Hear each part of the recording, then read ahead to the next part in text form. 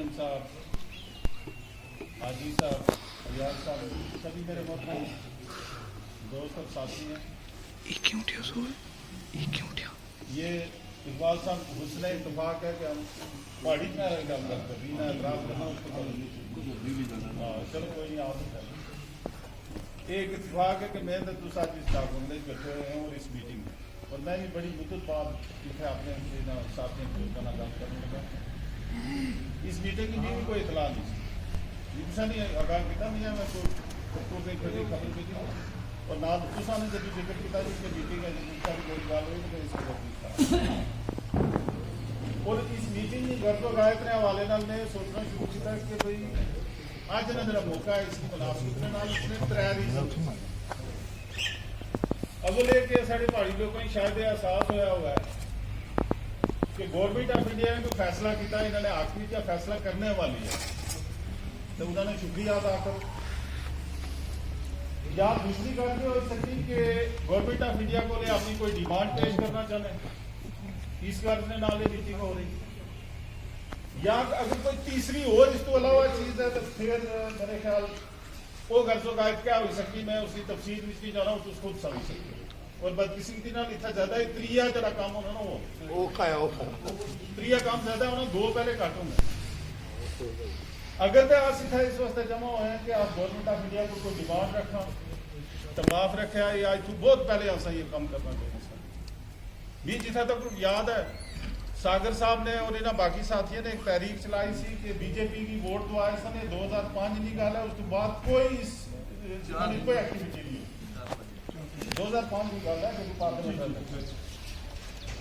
अगर आज से शुक्रिया जी खातर इतना जमा होया तो मेरे ख्याल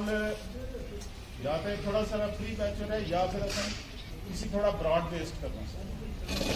फ्री मैच और मैं से ये अर्ज करा कि मैं डिसिप्लिन वाला इंसान बड़ा ना बहुत लोग जड़े ने वो चलने तो इस वजह तो कहा सकन कि मैं 2 और 2 4 आखना मैं 2 और 2 5 चले गया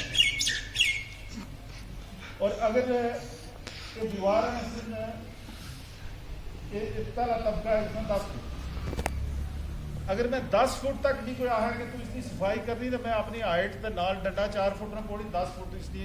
सफाई करी सकता, मैं ऊपर 5 फुट तक ना जा सकता और मैं कदे सीखा भी नहीं कि मैं 5 फुट पर हाथ मारा। पहाड़ी लोग जड़े ने कोई इनएक्टिव नहीं सन, उसकी एक बैकग्राउंड ये है कि मैं तुझे दसा एक दिन भी मलिक साहब फोन करना है कि मुर्तजा साहब असा अज पहाड़ी एडवाइजरी बोर्ड में दफ्तर में जमा होना है जम्मू। मैं क्या मकसद क्या है जी शौकत काजमी साहब जो इसके सैकटरी हैं उन्होंने टेलीफोन आया तो कोई मीटिंग रखी, मैं क्या जनाब हाजर तो मैं तो मलिक साहब हर महीने च एक आधी बारी एक नाल आर्गूमेंट भी करते हैं, नाराज नहीं होने भुलना नहीं है, लेकिन असं माइंड ही समझने ये भी सिंसियर इंसान सन जिन्हें इस पहाड़ी कार वास्ते हमेशा काम किया तो मैं पता नहीं सिंसियर सा या नहीं सा, लेकिन इन्होंने नाल में जरूर शामिल अस बोर्ड पुजे असं आगाह किया गया। गुलाम नबी साहब सन सैशन जज मेरे ख्याल वो करना वो सब बैकवर्ड क्लासिस कमीशन का मैंबर उस बोर्ड ने अंदर इशू डिस्कस होया जी कि इतना कोई फारूक उमर अब्दुल्ला साहब के जमाने एक बिल पास होया सा 5% रिजर्वेशन क्या नाम था जी वो बिल पर जरा गवर्नमेंट ने एतराज लगाया गया वो बिल जरा है वो बैकवर्ड क्लासिस कमीशन ही गया और कमीशन के मेंबर 2 जड़े ने वो बिल लेकर आए कि पहाड़ी एडवाइजरी बोर्ड में और ये कह रहे हैं कि जिसमें को अगर कोई मटीरियल है इस केस की स्ट्रेंथन करने वास्ते मैं काफी साहब भी आया मैं कि दसो उन्होंने तो ये बाकायदा एक बोर्ड है ना दफ्तर है इसमें कोई मटीरियल हो सी तो काफी साहब ने क्या साहब कि जितने ये बिल चाहिए फॉर्म इन्हें पिछले वाइस चेयरमैन ने तो वो जितने मर्जी खड़ो तो इतना कागज है उस तो बाद 2.5 महीने बराबर 2.5 महीने ये मालिक साहब और मैं रात 2:30 बजे तक 2 बजे तक यूनिवर्सिटी ऑफ जम्मू में बैठे एक डॉक्टर की ज्यादा बेचारा वो कश्मीर का जरा उस गवर्नर ने एक कमेटी बनाई सी पहाड़िया केस बनाने वास्ते उसी भी असा ने उठा बिठाना एंटरटेन भी करना, खिदमतां भी करनियां, दिन रात जड़ा है ना असां लिख लिखा के अपना एक केस तैयार किया, एक रिपोर्ट तैयार की जी के बाद उस वक्त वो कमीशन का चेयरमैन कोई नहीं सा, वो रिपोर्ट सबमिट नहीं हुई, वो फाइल विच रही, लेकिन बाद में वो रिपोर्ट एज इट इज गई, सेम हालत में गई। वो रिपोर्ट जी असां अपने घर तैयार की नहीं सी, वो रिपोर्ट गई जी बैकवर्ड क्लासिस कमीशन जीत लाल गुप्ते ने दस्तखत होए और उसने बोले वो 4% जी है रिजर्वेशन हुई। असा इतने कागज लिखे कि मेरे कंप्यूटर भी जिले में पहाड़ी उसी लिखना वो हथ बंद आने वो पाई पास का, लेकिन असा ने एक कदे मकसद नहीं था, कदे गर्ज नहीं सी कि अस इसने बदला या एहसान किसी को मंग सा। असा अपनी कौम पता है, अस हवा विच ना रहने। असा जिस वक्त देखा कि इसने पर भी सियासत शुरू हुई, मैं मलिक साहब ही आ गया, मैं क्या मलिक साहब खुदा रहा एक काम करते है क्या, मैं क्या ये पहाड़ी जरा फोरम है इसी खत्म करो, अगर इस काज नहीं चलाना इस फोरम को बिल्कुल खत्म करो। ये कहने लगे जी वजह, मैं क्या जनाब ये खराबी हर साड़ा लीडर जड़ा होना उसने अपने नाम ने अगर लिखा ना होना चेयरमैन पहाड़ी फोरम, कोई सेक्रेटरी पहाड़ी फोरम, कोई वाइस प्रेसिडेंट पहाड़ी फोरम, दफ्तर में जाने अपना कार्ड करने अपनी दरखास्त पार कराने टूटा होना, एक्सप्लाइटेशन करने ने इस फोरम की बुनियाद असा ने रफीक शाह ही नाल लाया एमएलसी कश्मीर वाले। असा ने एक फंक्शन ऑर्गेनाइज किया शद रशी स्कीम असा ने बनाई कि इस फोरम ही खत्म करने का एक तरीका कि एक ऐसे शख्स ही ऐसा कह रखें जिस पर ये उंगली ना उठा सकन, उसने सामने बोलने जुगे ना रहे। वो साड़ी इस पहाड़ी कौम ने अंदर कोई नहीं सा मास भाई मुजफ्फर बेग, असा बेग साहब भी शादरा शरीफ बुलाया और तमाम कमेटियां जी ने डिजाइन की, उत्थे फैसला लिया गया, सारे उत्थे लीडर मौजूद सन, मिर्जा रशीद साहब सन, बुखारी साहब सन, रफीक साहब सन, जैद बकर, हर एक बंदा उत्थे मौजूद सा। असा ने उत्थे फैसला किया जी आज सारे जी कमेटियां खत्म, आज सिर्फ एक बंदा चीफ पैटर्न होएगा, इसकी डायरेक्शन विच असां काम करना, तमाम जैली कमेटियां जिहड़ियां ने वो जिहड़ियां डिसबैंड कीतियां। बड़े आने का मतलब यह है कि आज जी तुसीं मीटिंग बुलाई, एक खुदा न खास्ता ये नहीं वजह है कि कोई कमेटियां नहीं सन, बल्कि उस फैसले ने पेश नजर अज तक कोई जैली कमेटी कायम नहीं हुई है, लिहाजा मेडल विच भी कोई कमेटी नहीं। वो 4% वाला मामला जिस वक्त होया तय होया, एक चीज ध्यान में रखो, बीजेपी ने हुकूमत वाजपेयी ने भी ऐसी हिंदुस्तान में कि जो पटका पाने मैं भी हो सकता कोई बहुत बड़ा बिल्कुल नहीं, एक तरह कोई बंदा आखला जी तुझे पीसी भी तो मैं हाँ हो जिनसे पार्टी की चेंज की थी। मैं क्या अगर पहाड़ी काज वास्ते पहाड़ियां ही अस्ती कराने वास्ते भी सवेरे तू शाम तक 18 पार्टियां बदलियां पई, अल्लाह की कसम मैं बदलूंगा। मैंने देख लिया, मैंने पार्टियों को तखलीक किया हुआ है, मैंने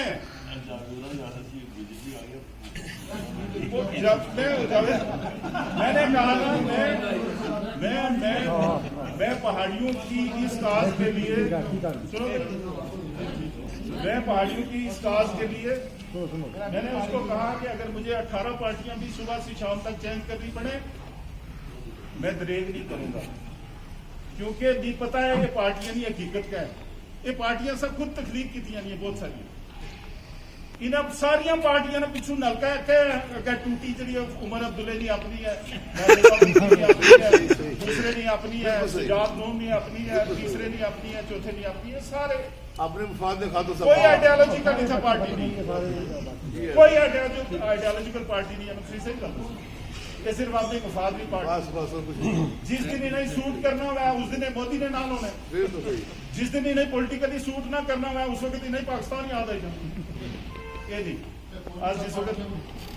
होम मिनिस्टर साहब मिले हैं, आज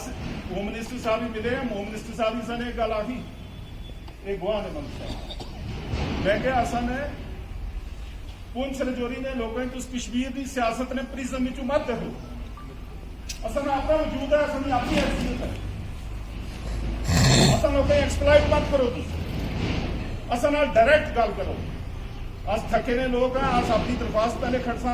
डल ने किनारा उतू चाहन उसी तो फिर दिल्ली जासी नहीं, अस अपनी दरखास्त डायरेक्ट दिल्ली वाले सामने पेश कर सकते उसी से और उस वक्त भी होम मिनिस्टर साहब भी मलिक साहब दुआर होम मिनिस्टर ने आखिया कि हम आपकी अपेक्षा से ज्यादा आपको देंगे,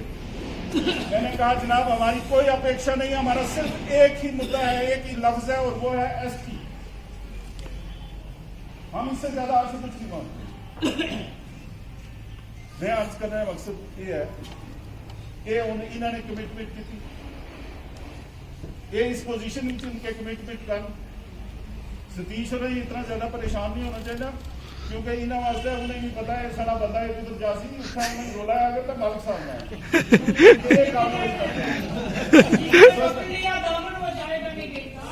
इस वास्ते इस टेंशन ही बात को आज ये गल भी आज होम मिनिस्टर साहब बिल्कुल मालिक साहब नाला बिल्कुल बिल्कुल होम मिनिस्टर साहब ही मैं ये अल्फाज आगे मैं कह जनाब हम पहाड़ी लोग जो है इनकी अक्सरियत मुसलमान है और हमें दीन ये सिखाता है कि एहसान का बदला एहसान से दो, यही कहा ना सब। और मैंने कहा अगर आप हमारे साथ एहसान करेंगे तो हम उस एहसान का बदला एहसान से देंगे। वो होती नहीं, लेकिन मैंने साथ में ये भी कहा, मैंने कहा जनाब ये जरूरी नहीं है कि हम हर जगह आपके इस चिन्ह पे आपके निशान पे आपकी सपोर्ट करेंगे, हम और भी सूटेबल तरीके देखेंगे, जहां जहां जो चीज हमें सूट करेगी हम उसी हिसाब से चलेंगे। यही हुआ मलिक साहब और शाह साहब ने इसको इंडोर्स किया। लिहाजा बात यह है, ये बात तो सब कहते हैं, इससे कोई इनकारी नहीं है कि असा एहसान ना बदला एहसान ना नाल देना, अस कुछ कंट्रीब्यूशन तो इनकार ना करना। साढ़े सारे बुजुर्ग साथी उन्होंने अपने अपने तरीके पहाड़ी काज वास्ते कंट्रीब्यूट किया, लेकिन मैं आज भी आने समय कल मलिक साहब भी आया, मैं कहा मलिक साहब I am still with my fingers cross कि मैं इस वक्त भी अपनी उंगलियों जितनी देर तक इसकी फाइनल शेप नहीं सारे सामने नजर इसकी आज उसने कोई कमिटमेंट नहीं करने, लेकिन एहसान ना बदला एहसान और दुरुस्त है। वो इस वाली भी ऐसा होम मिनिस्टर श्रीनगर सारा जो डेलीगेशन था जिस मोहतरमा सफीना बेग साहबा सन, मैं राजा एजाज साहब सन, रफीक शाह साहब सन और साढ़े एक दो साथी सन जिंदा देव साहब सन, असल उत्थे फिर एक चीज़ों सारिया रिपीट की। ये अलग बात है कि साढ़े डेलीगेशन तो बाद एक होल डेलीगेशन मिला और नहीं पता सा कि उस डेलीगेशन ने अंदर क्या आपने, लिहाजा उसने तनाजर में मैं उसी सामने रखी तो मिनिस्टर साहब ने गल की, मैं कह हम किसी के खिलाफ नहीं, जिन लोगों को आपने शेड्यूल ट्राइब का दर्जा दिया वो ठीक है, लेकिन इस झगड़े को खत्म करने के लिए सबको एक जैसा करने के लिए ये जरूरी है कि पहाड़ियों के साथ भी इंसाफ किया जाए। होम मिनिस्टर साहब ने क्या कह जी, मैंने वो पब्लिकली भी कहा है, बहरहाल उसके अलावा जो कोई ऐसियां गल्लां होंगी जिन्हें पब्लिकली नहीं आती जाए, असने अपने पूरी तन मन धन जान फिशानी नाल इस ऐसी लीड किया, हर लेवल पर लीड किया। होम मिनिस्टर साहब भी मिलने तो 3 दिन 4 दिन पहले सब पहले गवर्नर साहब भी तैयार किया मेंटली, क्योंकि गवर्नर साहब खुद चाहने सन आज कोई फीडबैक या कुछ इश्यूज पर उन्हें भाग सा थोड़ा वो भी दूर किया। गवर्नर साहब ने भी बड़ा पॉजिटिव जो है बड़ा केस रिकमेंड किया। हूँ फाइनली जब तक वो आने अंग्रेजी के it's not over until it's over, जब तक इसका रिजल्ट जो आउटकम सारा सामने नहीं इसना आशीष ने बारे च राय जी है उस तरीके ना दसा और नहीं उम्मीद है कि ज्यादा टाइम इसमें नहीं लगेगा। एक प्रपोजल है पोलिटिकल टाइप ना, एक प्रपोजल सा के ऑर्डिनेंस की सूरत में आएगा, फिर उसको बाद इलेक्शन होंगे, फिर उसको बाद वो अभी भी वो इलेक्शन मालिक साहब अपने मुंह चुनी है गल आ गई वो अभी भी है, क्योंकि वो अभी मैं कह दूं ये आपका ऑर्डिनेंस होना 6 महीने का होता है, बीच में इलेक्शन होता है, अगर नहीं दिया तो ऑर्डिनेंस। मैंने कहा ना अल्लाह करे सुनो अल्लाह करे कि ये जो कल की न्यूज है ये दुरुस्त ना हो, ठीक। और जिस ढंग से हमने एक ही बात कही है सबको, होम मिनिस्टर साहब को या जिसको भी, कि हमारा एक इशू है वो इशू एसटी का है, उसके अलावा कोई इशू नहीं। अब अल्लाह करे कि ये इसी तरीके से हो। ये कल वाली न्यूज जो है ये फेक है। अगर ऐसी सूरत बनती है सब साथी ने जैसा कि कहा हम इसके एहसान का बदला एहसान के साथ देंगे। एक बात याद रखें और लास्ट में, ये जो आपकी आज की कोशिश है बहुत अच्छी है, लेकिन इसके साथ साथ एक और चीज है, वो आप लोग आपस में बैठेंगे फोरम के जो सरपरस्त के साथ और जो कमेटियों का या जो भी सिलसिला होगा ये पूरी स्टेट का यकसा होगा, एक ही फैसला होगा, क्योंकि हम उस पर कमिटेड हैं। हमारी इस फोरम का अभी सरपरस्त जो है वो मुजफ्फर हुसैन बेग साहब है और हम उनके साथ बैठेंगे और बैठ के जो है उसके बाद ये फैसला होगा। आखिर की गल जी तुम एक और दसने हो कि होम मिनिस्टर साहब ने एक गल आखी है कि चीफ मिनिस्टर जो है सारा नाले की गल रखो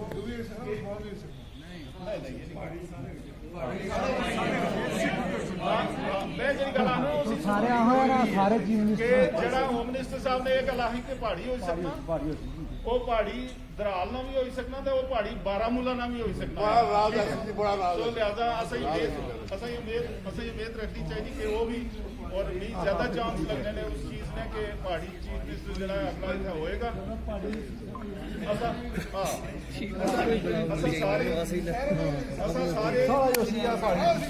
शहर में कह दी सारे सारे चीफ मिनिस्टर तू कहा है ना सारे चीफ मिनिस्टर हाँ भाई डिसिप्लिन जो है एमएलए कह जिसके जान